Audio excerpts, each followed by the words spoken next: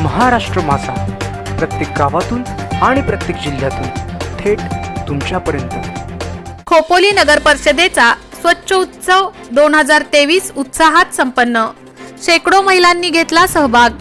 खोपोली नगर परिषद परिक्षेत्रातील महिलांच्या सहभागातून स्वच्छ उत्सव 2023 अंतर्गत विविध कार्यक्रमाचे आयोजन केले होते।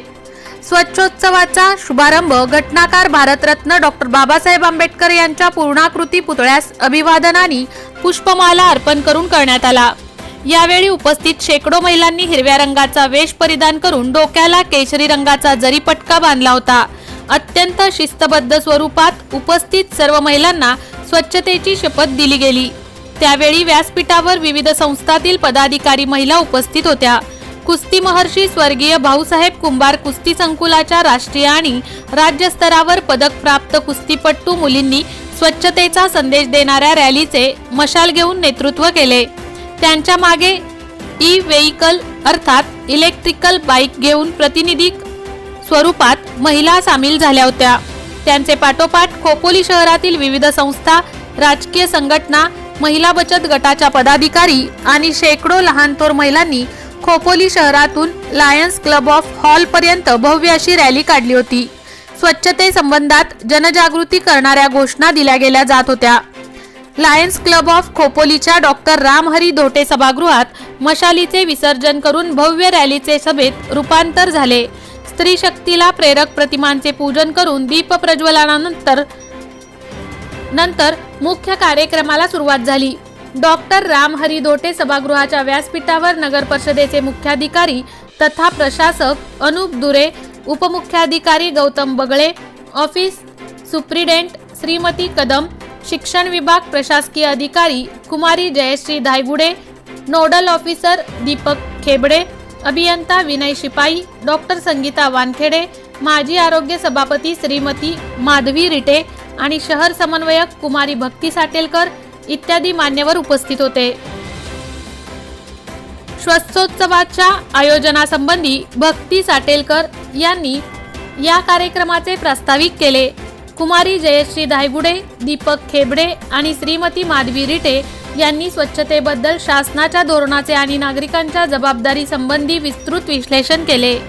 खोपोली शहरातील विविध संस्था आणि महिला बचत गट यांच्या माध्यमातून आनंद मेळाव्याचे आयोजन केले होते। त्यामध्ये विविध खाद्यपदार्थ, दिव्यांग विद्यार्थ्यांनी तयार केलेल्या वस्तू, मातीपासून बनवलेले साहित्य, आयुर्वेदिक औषधे आणि कचऱ्यापासून निर्माण केलेल्या सुंदर अशा वस्तूंची विक्री करणारे स्टॉल लावले होते। आनंद बाजाराचे उद्घाटन उपमुख्याधिकारी बगळे यांनी केले।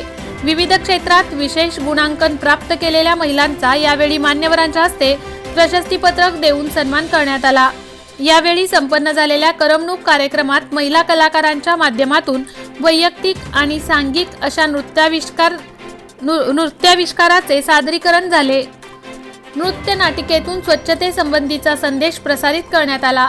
या सर्व आयोजनात प्लास्टिक निर्मित वस्तूंचा वापर टाळण्यात आला आणि शून्य कचरा निर्मितीचे निकष पाळले गेले। हे विशेष आयोजनात सहभागी झालेल्यांचे खेबडे यांनी आभार मानले। जगदीश मरागजे आणि श्रीमती अदिती पाटील यांनी कार्यक्रमाचे सूत्रसंचालन केले। सायंकाळी 5 वाजता सुरू झालेले हे आयोजन रात्री 9 वाजेपर्यंत उत्साहात संपन्न झाले। खोपोली शहर आणि परिसरातील अनेकांनी या आयोजनात सहभागी होऊन आनंद आणि समाधान व्यक्त केले।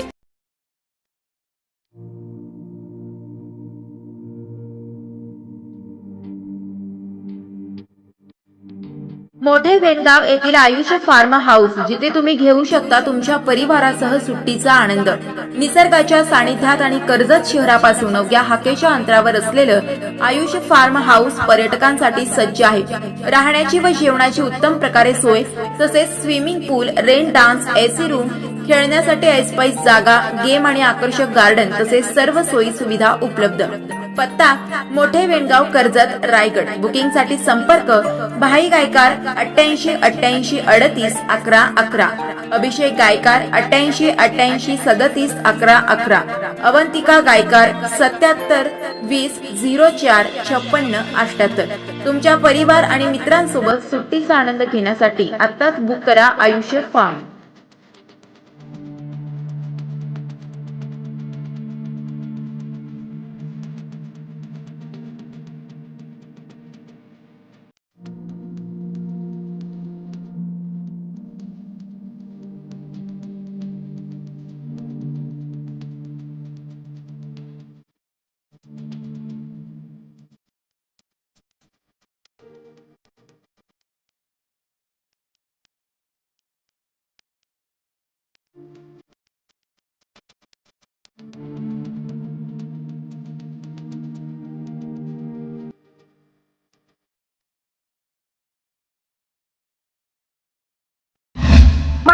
माझाला सबस्क्राईब करा आणि बाजूचा बेल आयकॉन प्रेस करून मिळवा आपल्या परिसरातील ठळक आणि ताज्या घडामोडी.